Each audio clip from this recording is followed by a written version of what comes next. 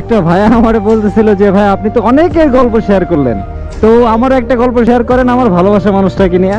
ভাই আমার বলতেছিল ভাই আমি যে মানুষটাকে ভালোবাসি ভাই বিশ্বাস করেন আমি বলে শেষ করতে পারবো না যে ওই মানুষটা আমার জন্য কি করছে জীবনে, এত স্যাক্রিফাইস এত কিছু। আসলে আমি নিজে অনেক সময় অবাক হয়ে যাই যে এই কি আসলে কি আমারে ভালোবাসে নাকি এর থেকে অনেক বেশি কিছু। শুধু ভালোবাসার জন্য মানুষ এত কিছু কিভাবে করতে পারে? আমি কখনো তো ভাই এই জিনিসগুলোর জন্য করতে পারলাম না। দিনের পর দিন ঠিক আছে আমার জন্য ফ্যামিলির কাছে অত্যাচার সহ্য করছে, বাট বিশ্বাস করেন ভাই আমি যদি কখনো জিজ্ঞাসা করছি যে কি তোমার কিছু বলছে বাসা থেকে, সবসময় একটা কথাই বলতে যে না আমারে কিছু বলে নাই। আমারে কি বলবে? তুমি বলো না কি বলবো আমারে। কিন্তু ভাই আমি যখন খোঁজ খবর নিতাম তখন শুনতাম যে প্রায় ওর গায়ে হাত তুলতো আর ফ্যামিলির লোকজন, কিন্তু কখনো আমি শুনি নাই যে আমার একটাবার বললো যে তোমার জন্য আমার এই যে এত কিছু আমার মা বাবা আমার গার উপর হাত ওঠায়, কখনো শুনি নাই ভাই, কখনো বলেও না একটাও না।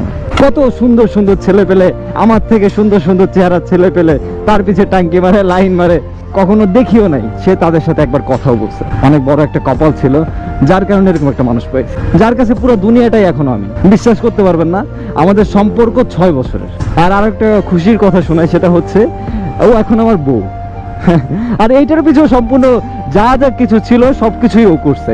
আমি যখন ওদের ফ্যামিলিতে ঠিক আছে জানাই যে আমি বিয়ে করতে চাই, তখন আমার চাকরি ছিল না, তখন ওর মা বাবা ডিরেক্ট বলে যে না বিয়ে দিতে পারবো না। তখন ও সবার সামনে একটা কথা বলছিল আমার এখনো পরিপূর্ণভাবে মনে আছে, আমি ওর সাথে চলে যাব, ও আমাকে যদি রাস্তায় নিয়ে রাখে তাতেও আমি থাকবো, তোমাদের যদি ভালো লাগে তোমরা আমাকে দিতে পারো, আর যদি না দাও আমি নিজে চলে যাব, আমাকে আটকাইতে পারবা না। তো তখন কথাটা শুই না মানে এতটা ভালো লাগছিল আমার, আমি আসলে বলে বোঝাতে পারবো না যে এত ভালোবাসতে পারে কেউ। তখন ওর ফ্যামিলি ওর গার উপর হাত ওঠায়, হাত উঠানোর পরে আমি ওনাদের অনেক রিকোয়েস্ট করি, তারপর ওটা শুনে নাই। ও তখন আমার হাতটা ধরে সবার সামনে বলতেছে চলো। সবাই বলছে না যে তুমি কিছু করতে পারবা না, আমি সবার একদিন দেখাই দেবো যে তুমি কিছু করতে পারবা, তুমিই পারবা, তোমার দ্বারা সবকিছুই সম্ভব, আমি সেটা প্রমাণ করে দিব। আমার কেন জানি ওর পর থেকে নিজের ভিতরে অন্যরকম শক্তি কাজ করতে থাকতো যে না আমার কিছু একটা করতে হবে, আমার কিছু একটা করে দেখাতে হবে। আমার ফ্যামিলি অবশ্য আমাদের দুজনকে মেনে নিছিল, অনেক ভালোবাসে আমাদের দুজনকেই, তো আমরা ভালোভাবে চলতেছে সবকিছু।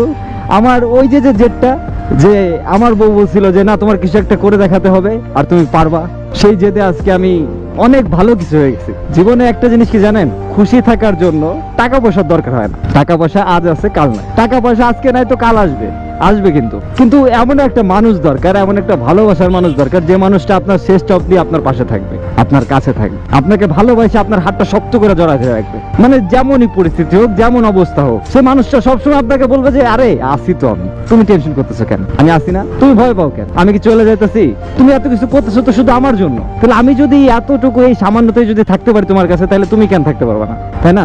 তো থাকো তুমি আমার সাথে, এতেই হবে আমার, আর কিছু লাগবে না। জীবনটা ছোট, আর এই ছোট জীবনে ভালোবাসার মানুষটাকে পেয়ে গেলে যে আনন্দটা অনুভব হয় তা হয়তো বলে বোঝানোর না, আর বলে বোঝানো সম্ভব না। তবে শুধু এটাই বলবো যে ভালোবাসার মানুষকে পাওয়া কিন্তু আসলে একটা ভাগ্যের বিষয়।